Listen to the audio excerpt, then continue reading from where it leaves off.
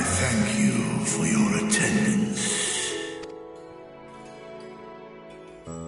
The riches the Radiant Host have retrieved were hoarded in Al-Zadal's name. A fortune I set aside for a future day of need.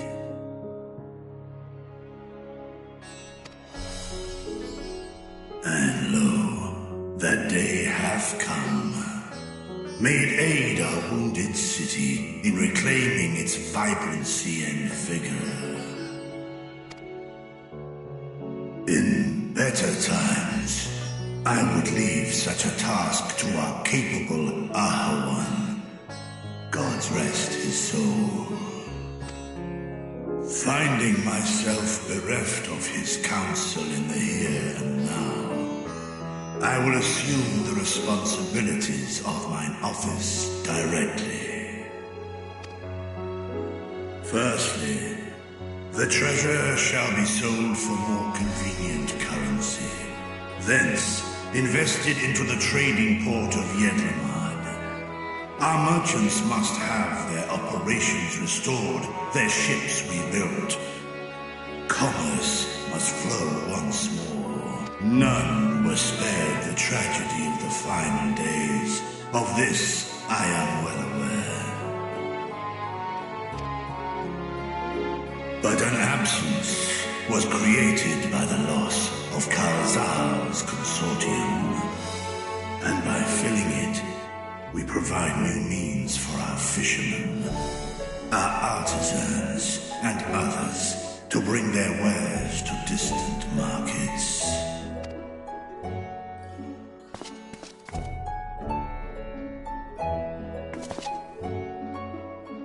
And what of the children who were left without family to care for them? That is a concern which weigheth heavily upon my mind. A simple gift of coin will soon be exhausted, leaving these young souls adrift on the fringes of our society.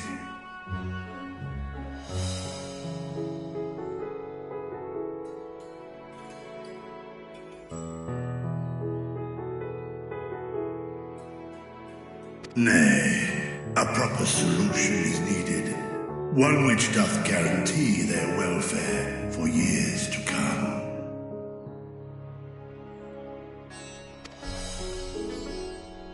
Thou hast surely seen how other nations rise to meet this challenge, adventurer. What dost thou deem the wisest course?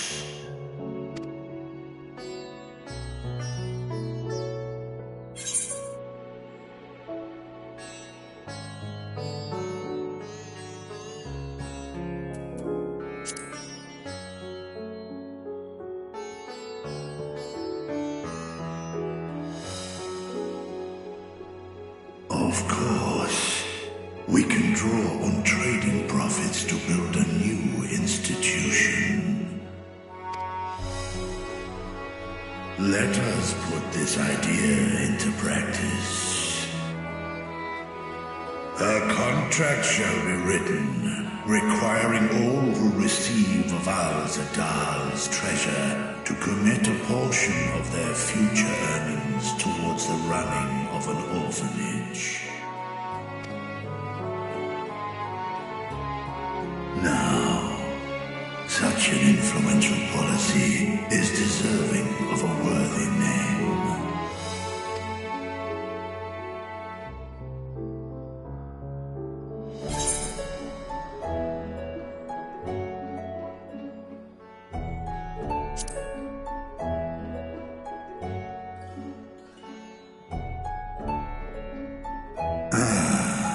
A fitting candidate. Kalzar should be remembered, not as the blasphemy which terrorized Thavne, but as a hard-working and generous man who brought much wealth to our shores. Do any among you object to this proposition? Many here lost loved ones to the beasts. In that time of strife, any one of us could have broken. Any one of us may have been taken by despair. When I think of Kalzal, I feel no hatred. Only a stinging regret that we could not save him as well.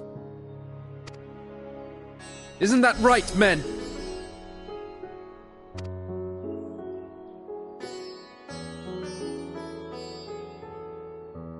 This bodes well for that boy. Murad, was it? Perhaps he can cut ties with that shady peddler. Then let it be done. Henceforth, this initiative shall be known as the Kalzal Foundation. Nabdeen, thou art to assemble a patrol and ensure that no child in this city liveth in squalor.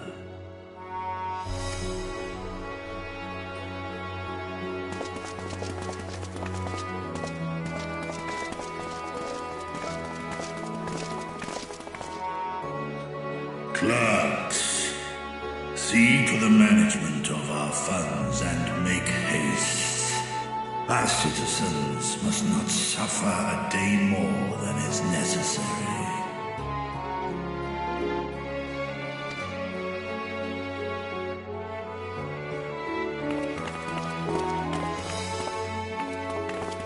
Dragon and man, side by side in pursuit of a brighter morrow. Reminded of Ishgard.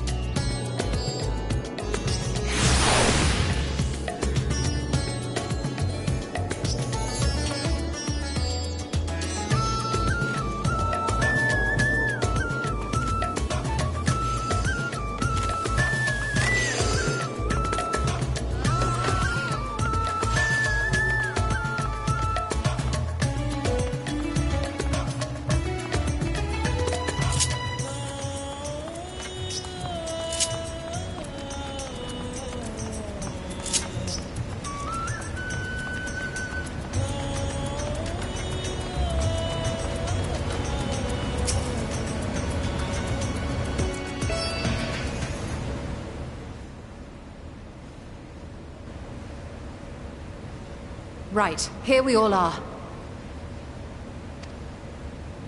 You discovered something new. I took a closer look at that device. I was able to determine how it keeps the Void Gate sealed, but not how it might instead be employed to expand the opening.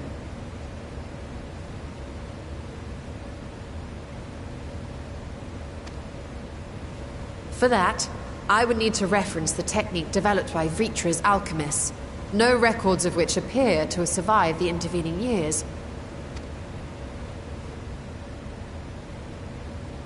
We know this, so why have you sent for us?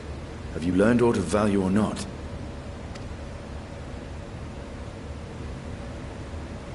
Patience, good sir. One must introduce the subject before launching into specifics.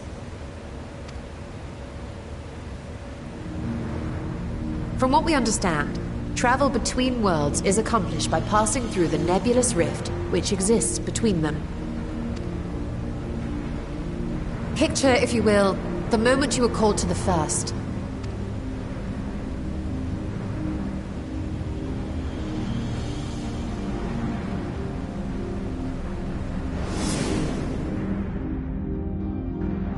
You touched a focus of some kind to help the Exarch pinpoint your location. His summoning spell then channeled the energies of the Crystal Tower to begin your journey to his world.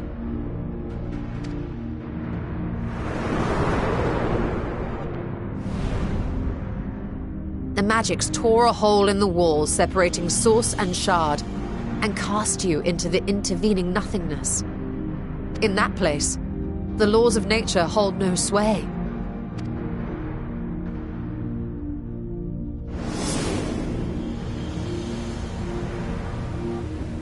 Yet even through this realm of temporal and spatial instability, you were borne safely to your destination in the first. The feat that guided you across such an unimaginable distance, both physical and metaphorical, was nothing short of a miracle.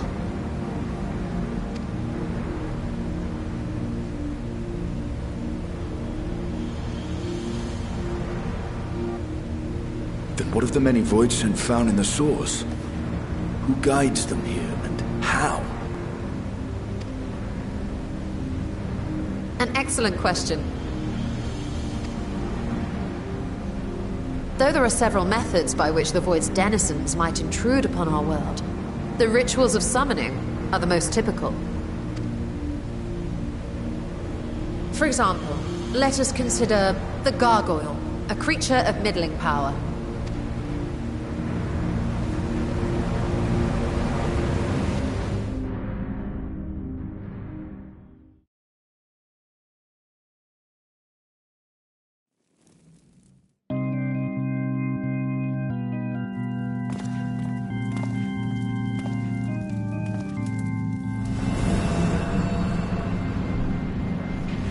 To call upon such an entity, the prospective summoner must force open a void gate.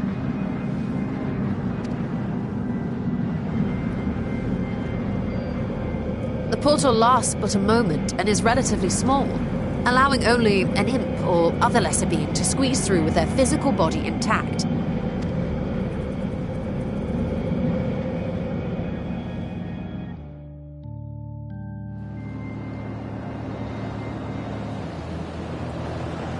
Our more powerful gargoyle, however, is too large for that. Creating a gate big enough for him would require vast amounts of energy, far beyond the reserves of any one mortal practitioner.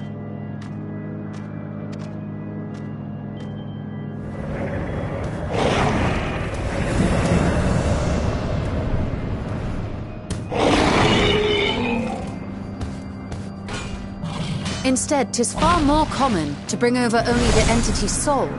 We had a taste of that ourselves when a certain exarch dragged us to the first.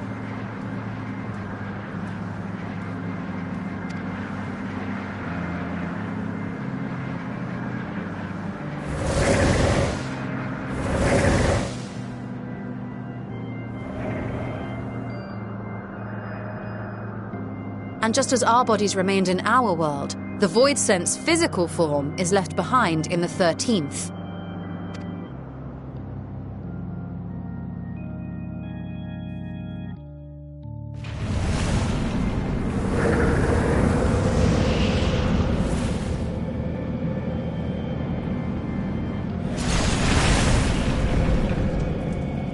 Once at its destination, the summoned soul is granted a temporary shell to inhabit. In the gargoyle's case, a stone effigy has proven a suitable vessel.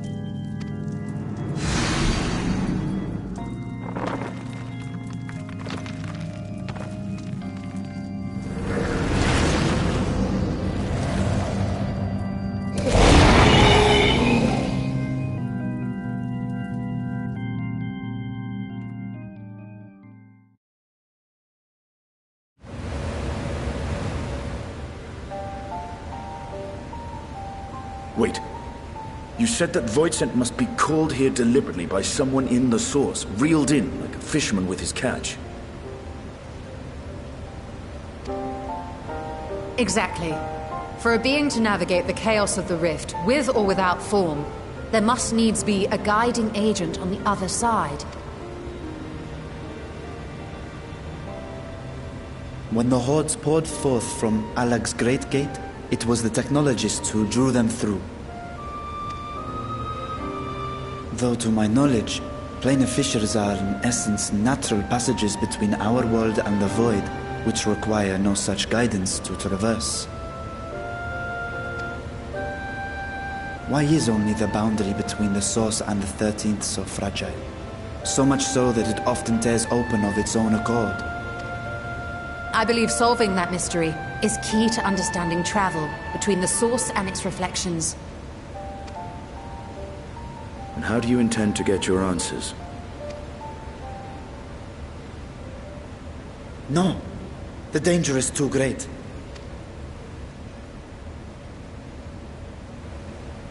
Perhaps. But what some call danger, others think of as adventure.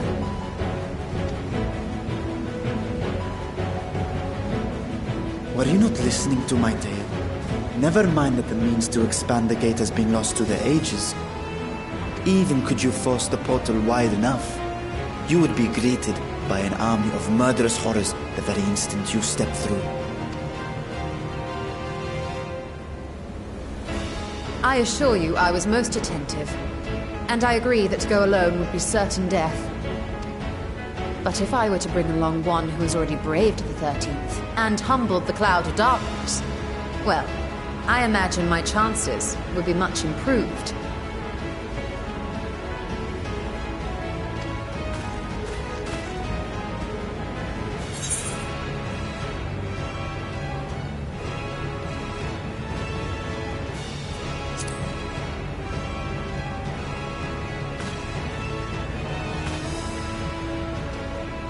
Since when were you one for the quiet life?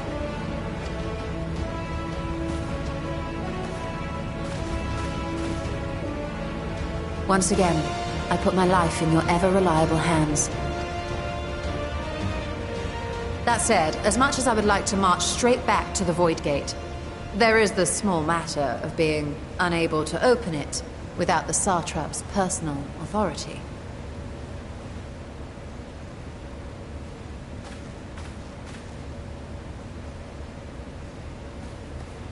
As I've said before, I will grant you and yours any boon you choose to name, provided it does not endanger my people. You have my word that we will take every precaution. Not a single Voidsent will be allowed to threaten Radzatan, assuming we manage to expand the portal in the first place. You have a plan. Actually, I had hoped you might help us with that. I presume the alchemists you retained supplied you with some explanation of their methodology. That they did. House Daimir was overseeing the project. Daimir. Ah, yes. The family associated with the great work.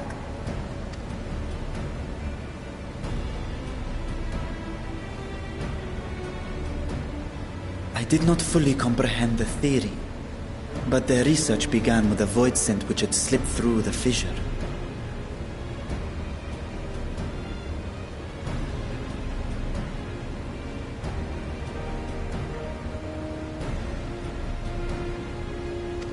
After a thorough examination, they created an arcane simulacrum possessed of similar qualities. A man-made voidsent, if you will. It was apparently indispensable in their efforts to enlarge the gate.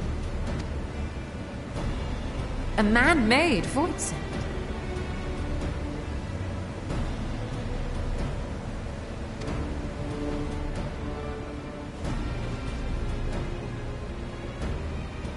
Yes. Being great admirers of the Archons, House Daemir submitted detailed notes to Charlene's official committee. They expected praise and accolades for their simulacrum, and were thus devastated to be informed that their work had been classified as prohibited material. If that's true, then those notes might still be stored in a forbidden archive somewhere. Not Google, of course, since that library had yet to be built. Which leaves us with...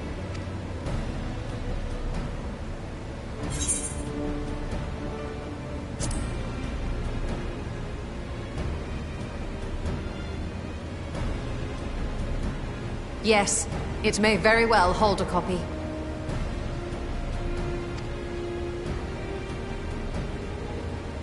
In which case, I say we head directly to Charlene.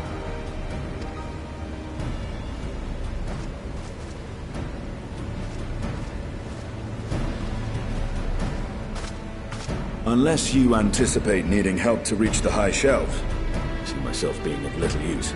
Go on ahead. I still need to find Mirad and tell him about the Kalzal Foundation.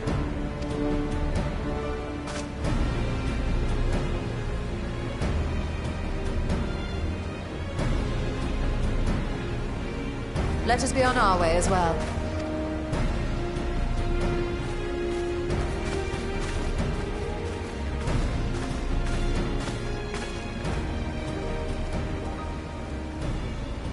They are resolved to venture into the void. Do I sit idly by?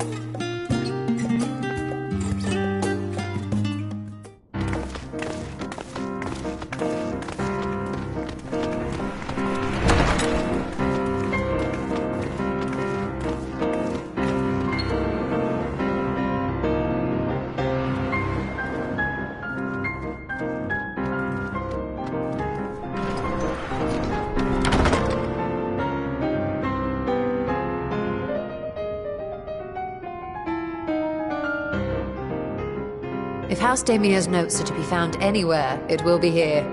Let us begin.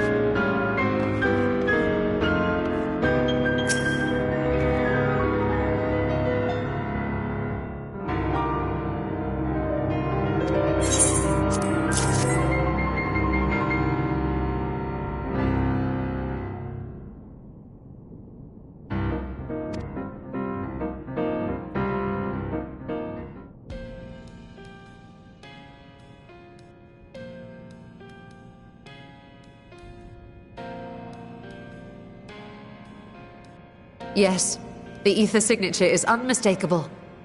I've felt the traces of House Damia's resonance many times at the Great Work.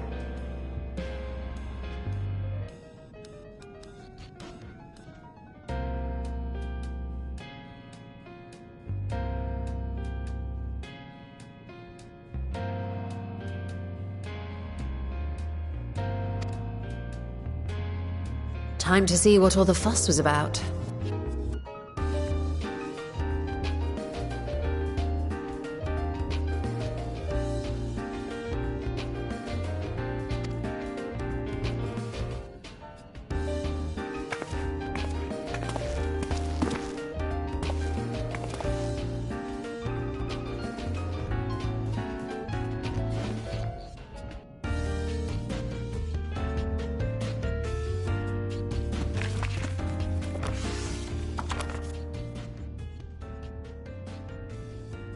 Among the ranks of the Voidsent, there exist entities with the power to call forth their brethren from beyond.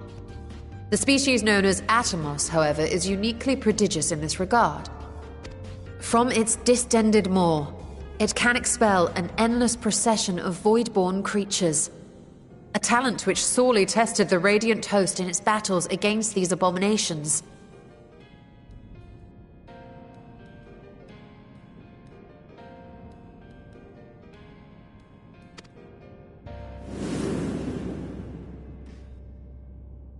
Surmising that the entity itself was acting as a void gate, we endeavored to capture a small specimen and subsequently examine its physiological structure. Our findings revealed that the Atomos had absorbed a planar fissure into its own flesh, which it could expand at will into a functioning gate.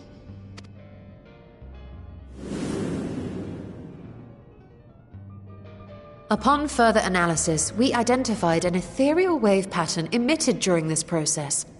A pattern we were able to emulate by passing crystal-stored ether through a specially designed prism. We proceeded to embed said prism into an arcane simulacrum, thus completing what we have dubbed our artificial atomos.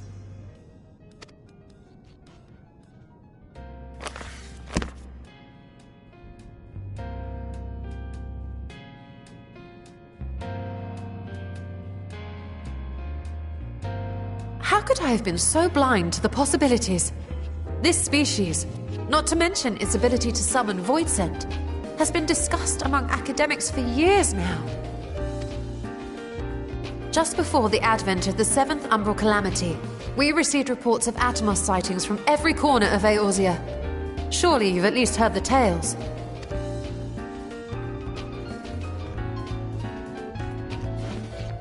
And still, House Daemir went and built a mock Atomos of their very own. I'm not surprised the Archons consigned their work to a restricted archive. It was no easy task, but at last we've unearthed the volume we've been searching for.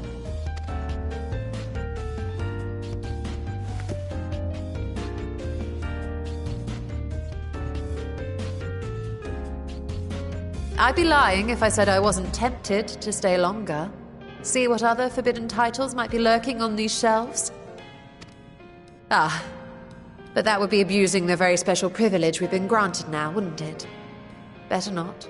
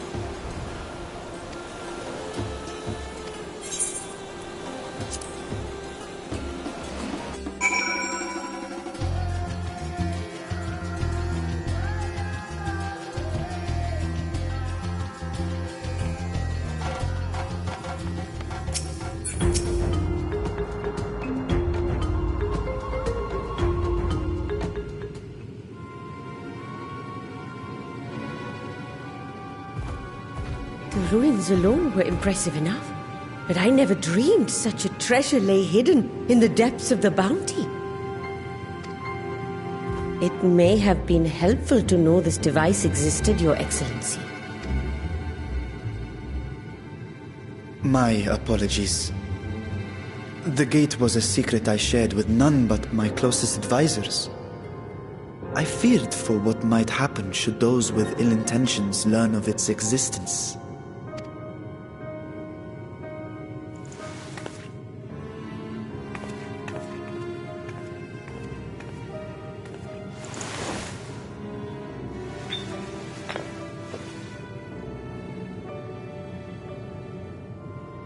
What is it you're doing now? There's something I wish to verify. The NOAA reports claim that a short stint into the void carries little risk of etheric imbalance. Should one suffer an injury, however, or if one's expedition drags on longer than intended, that risk becomes significantly greater. Gra have theorized that a warding scale would confer protection from the void's corrupting influence. But I would prefer to test that hypothesis before we set foot in the 13th ourselves. So, this is an experiment of sorts? Yes, an experiment. Tell me, how would you go about testing the efficacy of the warding scale?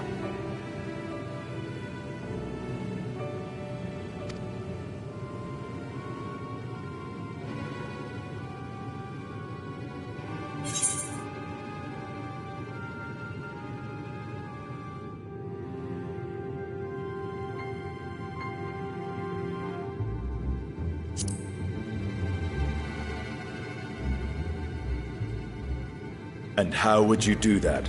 The gate is still too small for any of us to pass through. Estinian is correct, which is why I've elected to send a familiar in our stead.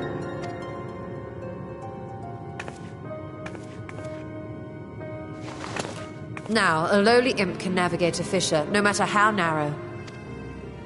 Which means an arcane entity of similar stature should be able to manage the same. I hadn't wanted it to come to this, but no other familiars will do, I'm afraid.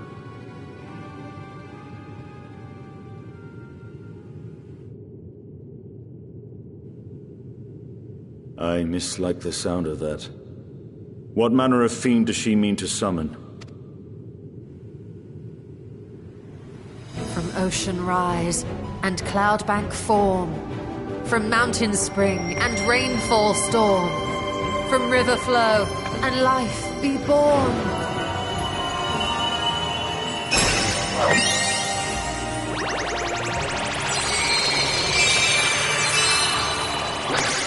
Water, water, froth and fire!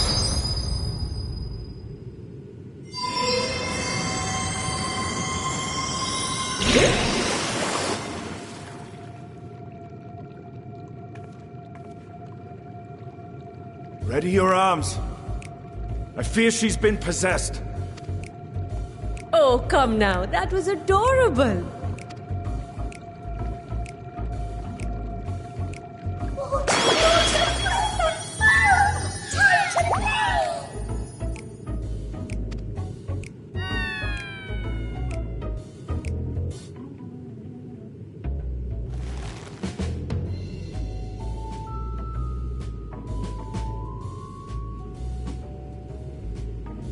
Though not my first choice. These familiars I conceived of as a child have the best chance of fitting through the gate. I only wish my younger self had considered a more dignified ending to the creation ritual.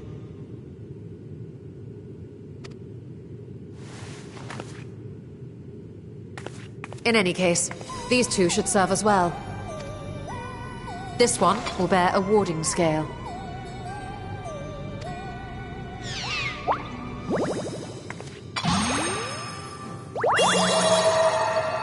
And when they return from the 13th, we can observe how the talisman, or absence thereof, has affected the progress of the Void's corruption. If I could impose upon you to open the gate. Your Excellency? Ah, yes, of course.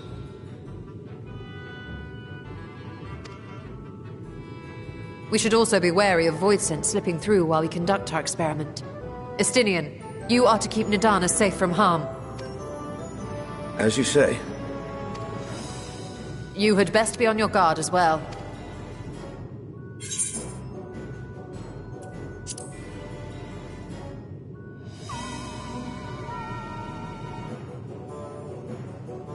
Oh, are you volunteering to join the Nixies? I could shrink you down, you know. Let us begin, shall we?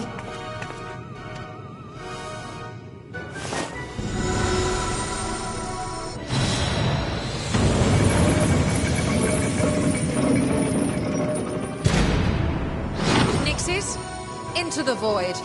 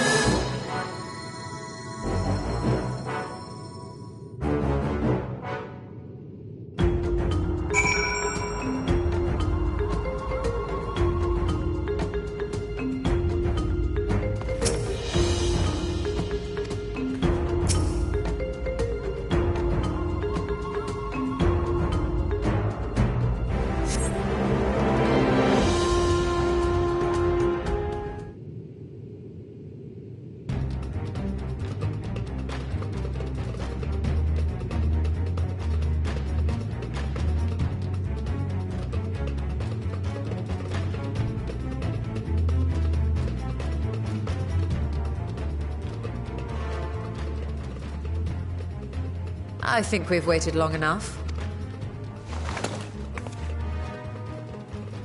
Nixies, return to my side!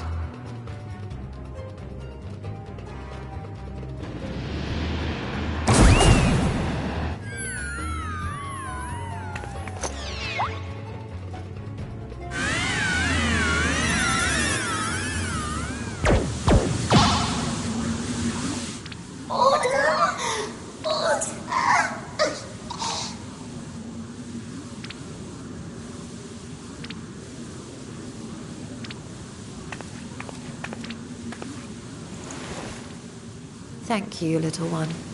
You did well.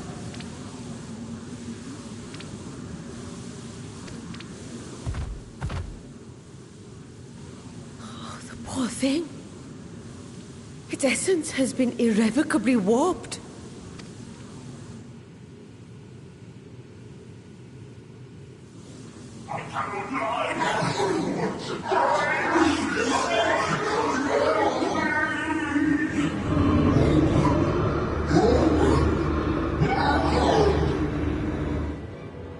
We're out of time! I must reseal the void gate.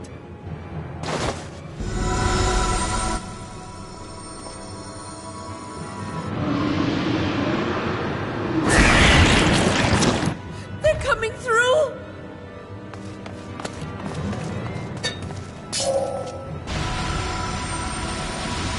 In the name of Al-Zidal III, I bar this door unto the void!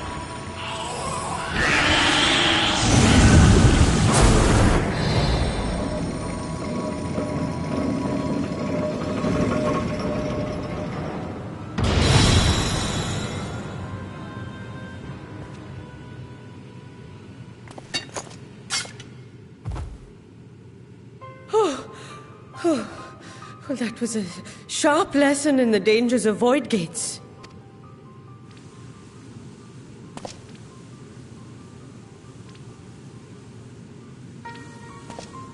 And what of our experiment? I'd say the results speak for themselves.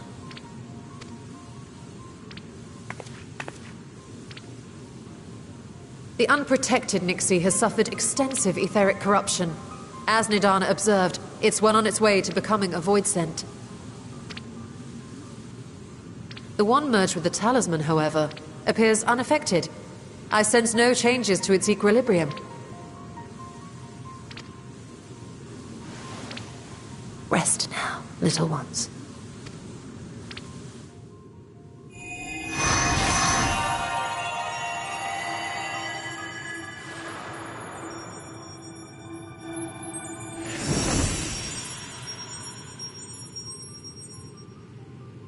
Graha's theory was correct then.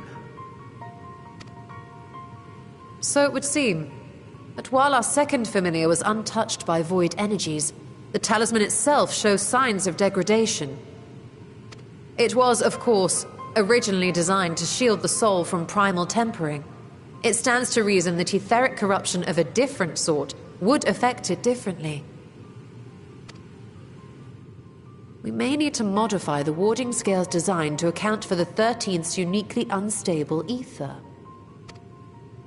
You've said much of the Void's instability, but my imagination fails me.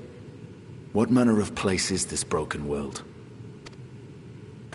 Ah, my apologies. I forget that not all of us spend our days sequestered in dusty archives. The 13th is a reflection of the source that was drowned in a flood of darkness. In Emmett Selk's own words, this tragedy was a result of the Ascians' attempts to force a rejoining. They erred in their haste, and made of that world a useless void.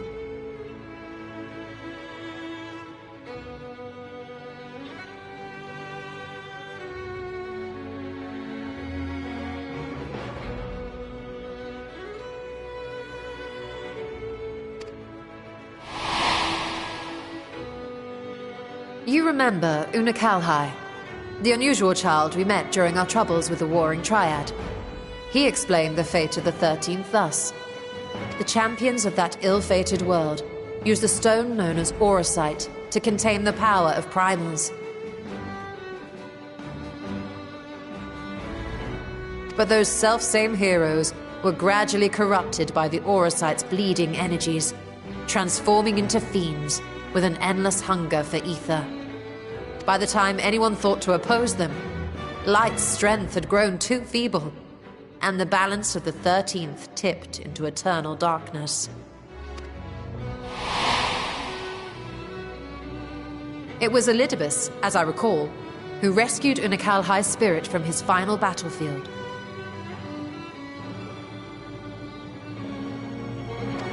But I wonder if there were others whom the emissary saved from oblivion.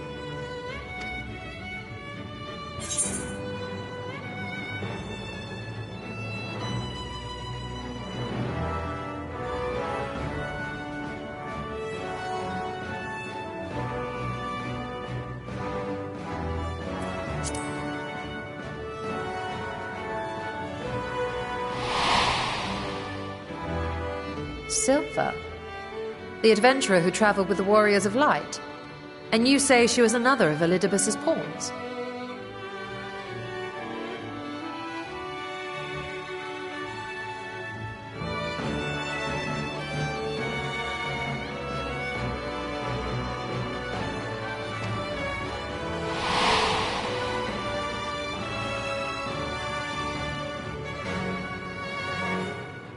I see.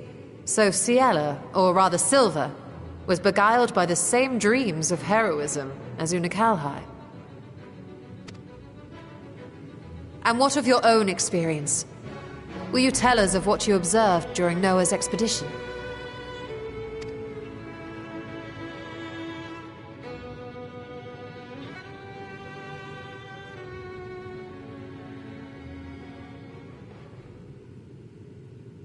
I can picture it now. The sunless, Stygian expanse, infested with legions of ether-starved monstrosities.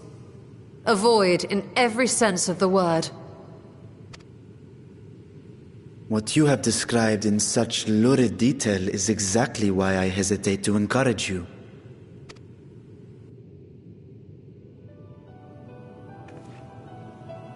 Worry not, great Vritra. Our journey into the 13th is but the first leg of a longer voyage. A voyage that shall lead us to other reflections, to new mysteries and discoveries. And I mean to be there every step of the way.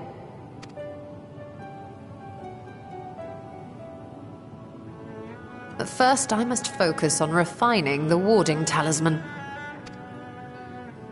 Then I can begin work on constructing an artificial Atomos. Or I could if I had the relevant manuals to hand. Might I be so bold as to request access to the Satrap's family archives?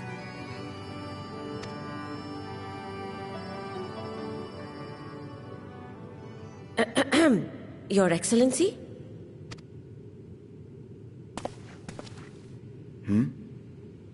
Oh, yes. That can be arranged. I will speak to my officials upon our return.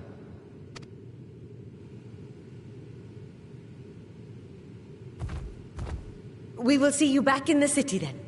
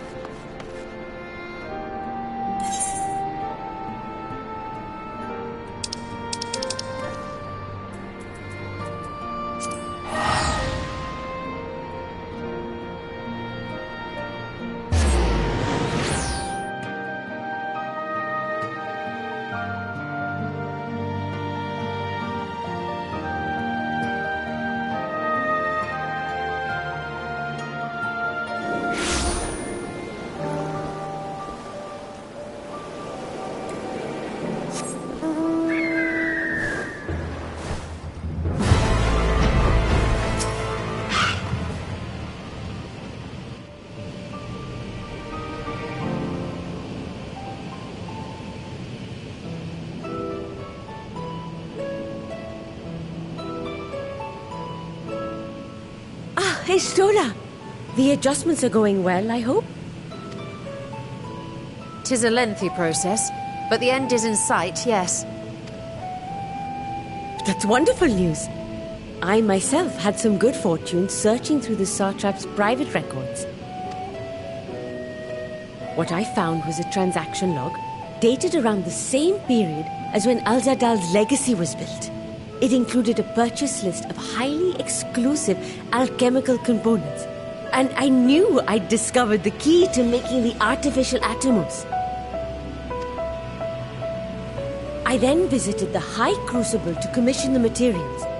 After I'd explained my requirements, I was beset by volunteers insisting I allow them to help with the entire project. The usual reaction to someone forcing open a void gate is to run for the hills. Harnish academics certainly are a different breed. The alchemists of old were cut from a similar cloth. The unknown held no fear for them. Indeed, they were ever eager to seek new knowledge, regardless of the danger. And were you not also fearless? Heedless even, in your determination?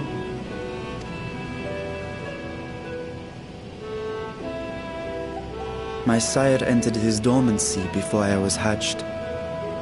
And so it was Ashdaya who kept my eggs safe and warm. It created a bond between us. Even long after I learned to fend for myself, I rarely strayed from her side. She was my guardian, my sister, my dear companion. And not a single day passes that I do not mourn her absence.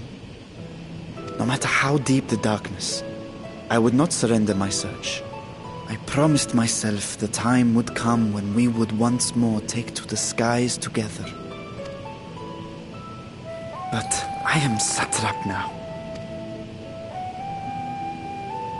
The Radiant Host is here to serve, Your Excellency. Nabdeen, what is this about?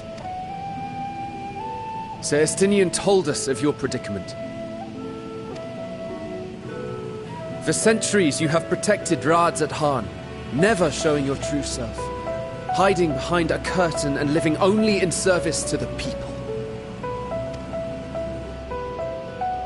Your dedication meant more to us than your deceit, and so did we accept you as our rightful ruler. After all that you have sacrificed for this nation, did you imagine we would begrudge you your heart's desire? We survived the final days. We are a strong and proud people.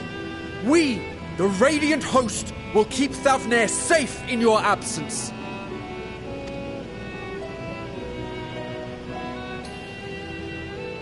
I am grateful for your loyalty and for your encouragement.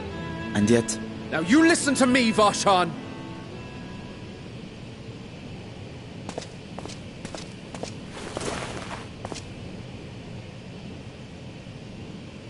You are wearing that face, after all. As I have told you before, you are a little brother to us all. And if you are family, then so too is your sister.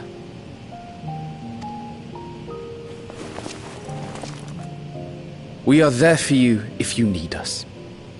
But do not ask us to sit by and watch while you abandon a sibling you have ached to rescue for millennia.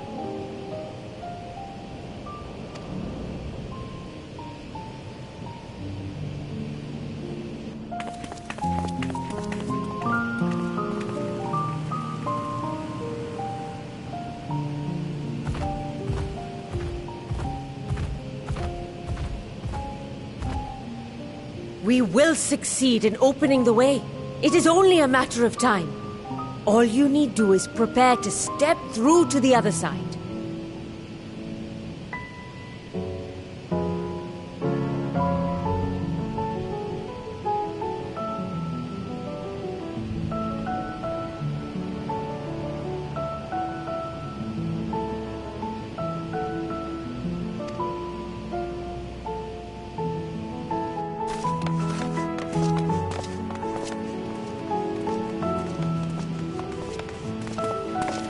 Your Excellency, I wanted to thank you for building the orphanage.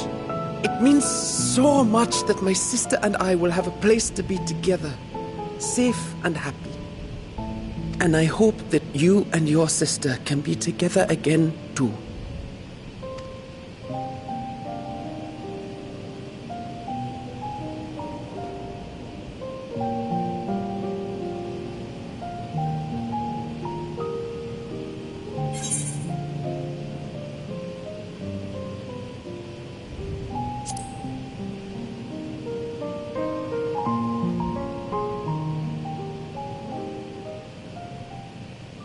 Take heart and protect them well.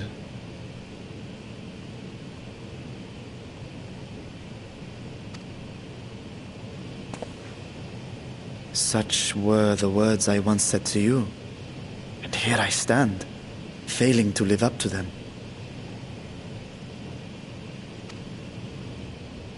If my heart is torn, I am fit to protect neither Ajdaya nor Radzadhan.